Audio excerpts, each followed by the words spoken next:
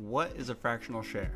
Well, basically it's just less than one full share of equity. These can be the results of a stock split or a dividend reinvestment plan, also known as the DRIP, or some sort of corporate action. Okay, so what does this all mean?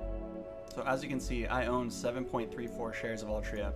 The way I did that was just by reinvesting the dividends that I received every quarter. So if I reinvest those $6.30 into a $40.69 share, that's going to get me another 0.155 shares that I can tack on. This might also come in handy if you want to buy Amazon, but you don't have $3,300 to buy a full share. Robinhood permits fractional shares.